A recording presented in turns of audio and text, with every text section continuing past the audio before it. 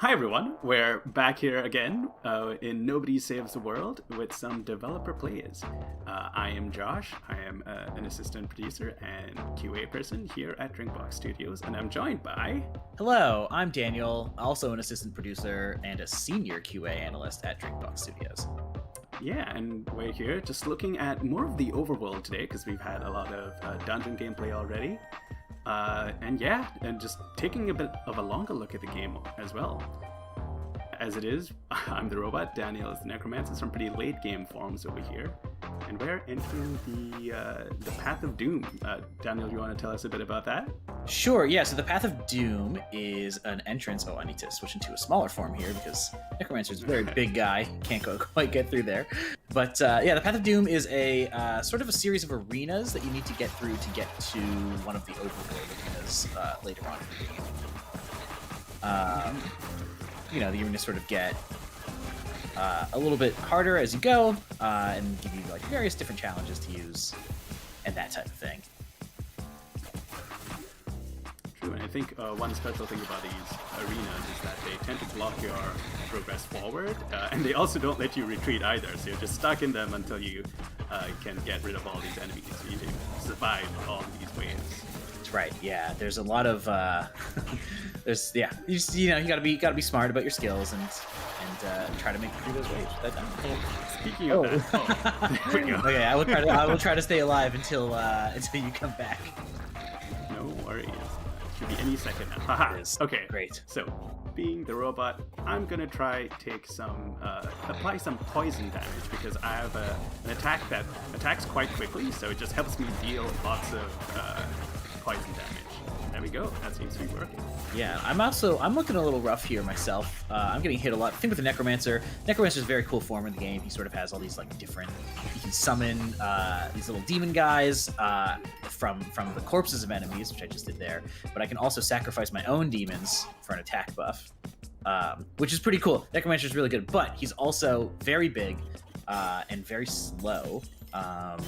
So once we get into the next arena, I'm going to switch on back to him and put on a move called Ethereal from the Ghost, which lets him go past a bunch of enemies. Like, pretty much, I mean, it makes him ethereal. It makes him, like, incorporeal, which will allow him to sort of, like, block damage, basically. There it is. So yeah, I can kind of just go through stuff and not get hurt by it. It does use mana while I'm in that mode, but it sort of, makes up for some of the Necromancer's lack of speed. I think Necromancer is one of the forms... Oh gosh, these guys are pretty tough. And that's why I picked Ethereal, because they're not going to explode on me while I'm invisible. The Necromancer also tends to have a lot of mana, which helps out with all these fancy abilities you're using. Exactly, yeah. Pretty good here. Nice. Second arena done. Yeah, I think we both need to switch to smaller ones. There we go. There we are. Monk, mermaid. And you know what? Yeah, I think I will stay as the monk. Monk's a pretty fun form. They unfortunately aren't great at generating mana, but that's fine because they make up for that with lots of attacks. Lots of high damage attacks. And what I'm going to do as well is equip something called Zom Nom Nom, which takes all that damage I'm dealing and also converts it into some health for me. The fun thing about that as well is that the monk's passive ability, Smite, triggers all this lightning that you're seeing raining down from above and that triggers whenever I have any changes to my health. So yeah, taking damage, or if I'm healing myself, creates lots of lightning. Sure. I'm actually going to make a quick modification here. I'm almost out of mana, so I'm going to use another skill called Magic Life, which lets me use some of my health as mana when I run out of mana. It doesn't use up as much. I guess it doesn't use up the exact amount, like percentage of health that it does mana. So it actually goes pretty far. So that way I can sort of stay in my ethereal mode for like much longer and not really have to worry about running out of mana for all of these skills that I have. So yeah, we have now gone past the Path of Doom, and we have met the fallen hero. Good job on making it through the path of doom. Thanks, buddy. Thank you. Anything else to add? People die when they are killed. Very, very true. Very true statement. This is true. Okay. Okay, and you know what? We have a bit of traveling to do, so I am going to equip Slime Slide, which is a fantastic ability for getting around, especially when you operate it. As you can see here, it can boost our speed 130, 150. Yeah, okay, 150%. Nice. Oh! Oh, we've met the groundskeeper.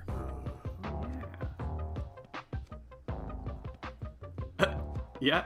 That describes us. Something like a person. Yes, the groundskeeper is one of many kooky, colorful characters you'll meet throughout the game. Indeed. Oh no. Oh, poor guy. Just trying to clean up all of our messes. Super bummed out. Yeah, that guy is in a little bit of disarray. Like, we're not near his house right now, but you eventually get to see his house, and it's not in the best shape of all time.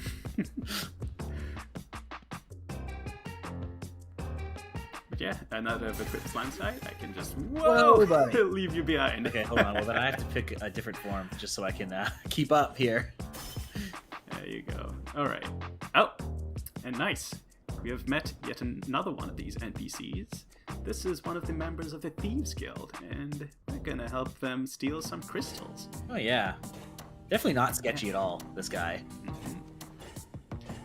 The Thieves Guild, of course, is one of the 3 guilds in the game that are the source of many of the in-game side quests, both like the one that we're about to do right now. Oh yeah, just staying behind. Nothing to worry about. No big deal. Couldn't possibly have a scheme. Oh, he got us.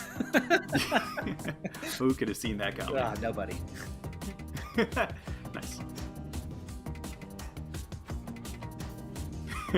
Classic evil laugh. And what do we have coming our way? Nothing short of deadly salt blades. Yes. Okay, I'm gonna switch to a smaller form. I was not paying attention. I did not have my live here. You know, it got the point that they were deadly across. So thank you. No problem. That was just a really unfortunate respawn point. Sometimes that happens. Yeah, I think you respawned exactly where I was. Yeah. Okay, I'm gonna do my old Necromancer combo again of just doing Magic Life and Ethereal to get through this. The Mermaid is great for this because the Mermaid has tons of mana. I think the Mermaid is the class with the highest mana in the game. So I can just kind of keep this rocking for a while, and as you can see, I can just go through these saws. Don't even have to worry about it. Oh, don't worry. Sorry. Don't worry. I got you. We're fine. Wow, you really do. We're totally fine. Very well done. I was relying on the turtles' just inherent defensive abilities. Also, they have this neat ability where you can just like dash through a couple of things. I've also equipped the range's dodge, which should help me. Oh, but now there are all these enemies, so I am going to switch to a form that can try to take care of those. Yes, I'm gonna also do that. The Mermaid. The thing with the Mermaid is very mobile, lots of mana, not the strongest class in the world. So.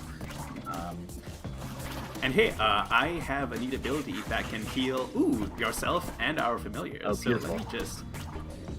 There we go. Thank you for that.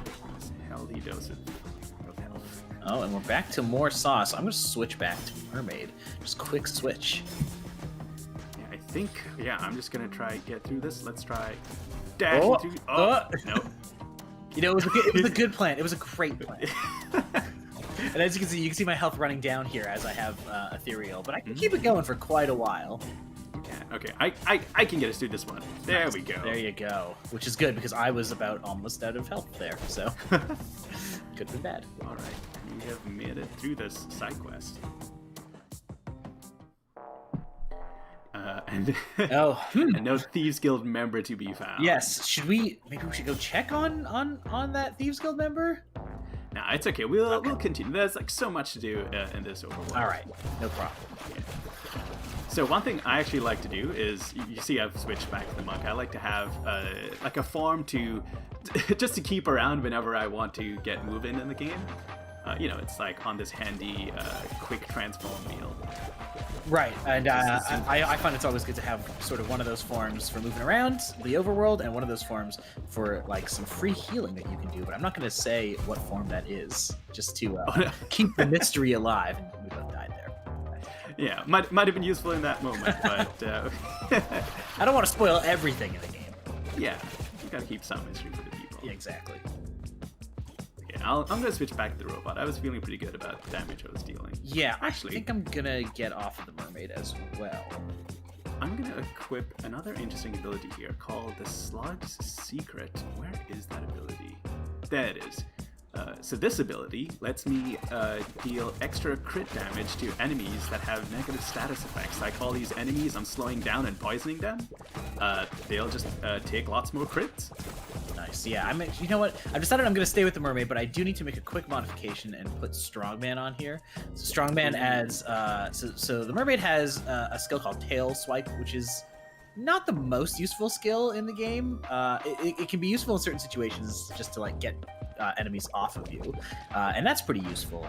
But what's great about it is that if you put Strongman on it, then you have a really easy and cheap way to bash enemies away from you, and then when they hit into each other and they hit into walls and stuff, they take extra damage.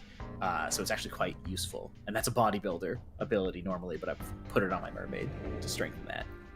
Very nicely done. And yeah, now we've started yet another side quest, this one with the Knights Guild. And in this one, we have to protect Knight Laura over here. So I'm going to actually switch into the Magician. Yeah, I think I'm liking how this looks. Maybe I'll also take Magic Life, since it's a pretty useful ability. Also, get Crit King for an extra chance of critical damage. I'm feeling pretty good about that. Great. Yeah, okay, well then I will switch to the Rogue, actually. The Rogue is a great, like, ranged class. Throw out all these knives. And actually, I'm going to put a couple extra things on there. I'm going to put on Arrow Flurry, which is one of the Ranger's skills. And I'm also going to put on Ravager Rocket, which is just a lot of projectiles getting tossed at people.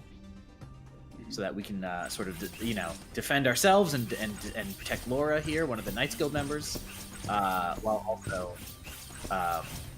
keeping ourselves protected and defeating enemies.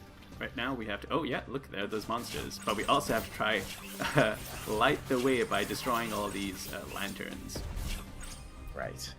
Oh, you got a big bomb there. Yeah. With the Magician, yeah. So the Magician's all about luck, so... bombs will sometimes be normal confetti bombs, but occasionally we'll throw out a big bomb, which does a lot more damage, with the side effect of it can also hit you, and it can also hit all of your familiars, if you have familiars going. Since we're all taking a bit of damage here, I'm gonna equip the Bless Me ability, and yeah, Daniel, get over here for some healing. Thank you very much, needed that. Yeah, and that healed Laura too, which is super useful for this particular quest. Yes, definitely. Any quest where you have to defend someone, that's always a really useful skill. And there's other skills, too, that do a bit of healing that can be very useful as well. Oh, here they go. Yeah, I'm also trying to use a lot of familiars here because they are pretty good for these crowd control and protect NPC quests because they just attack enemies in all sorts of directions. Definitely. Here's me. I'm using the Ravager Rocket. Ooh, very nice. Yes, very cool move from the robot. One of my favorite animations in the game. Just a bunch of missiles. You can't go wrong, Very true. Okay, so we've run out of... there's no torches left in the area that we're in, but thankfully Laura has one of her own here. Yeah. Also, I think we should say that, we can't go into the dark without taking lots of damage. Yeah, oh my god. Hey, you want to use that Bless Me again? Yeah, there we go. Thank you very much. Beat my point a bit too well. So yeah, we got to stay close to Laura here. We are protecting her, and she is protecting us. Yeah, and these bomb guys are really a big pain. Oh no. They do tons of damage if you get hit, so sometimes you might have to throw yourself in front of them a little bit. Thankfully, so the rogue can actually charge some of their blades. Like if you hold down the A button, you will charge them up, and that actually adds a little bit of knockback there. So against those bomb enemies, that's actually quite good, and I can kind of just keep throwing those out to keep them away. Yeah. Actually, I've got an idea. Since if there are more of those bomb enemies, since they die pretty quickly, I'm gonna try switch out the confetti bomb, since we're out of lanterns anyway, for what is this? Zombite, exactly. Okay, so Sure. And actually, I'm going to put on... I know I used Strongman before. I'm going to put it on again here because I'm just going to add to that knockback and do some more damage from that. okay, there we go. And now we'll be... Oh, there we go. Generating some zombies, and now just lots of familiars helping us deal with these enemies. Those familiars will also take damage from the dark areas of this map, but, you know, somewhat less important than than us taking that damage. You know, if they die, we don't get reset to a checkpoint. Oh, and yeah, there are the bomb enemies. Yes, as you can see, now that I have Strongman, my blades are pushing them way, way far back. So useful. And it's also doing extra damage when they hit each other. Also, I'm going to equip Blood Pact, so any damage I deal helps heal my familiars so that they'll last a bit longer, even if they go into the dark. Yes, very useful. Oh yeah, there they go. Doing some great work. Yeah. Thank you. We're doing okay over here. No big issue. Keeping that health up, keeping ourselves maintained, letting familiars do some work. Fully customized, yeah. Yeah, looking good. We did it. Nice. So yeah, that's you know, a bit of a longer, closer look at some of the overworld and side quests and challenges you can find in Nobody Saves the World. We still plan on releasing in early 2022. Thank you for your time, and hope you all play the game soon and enjoy it.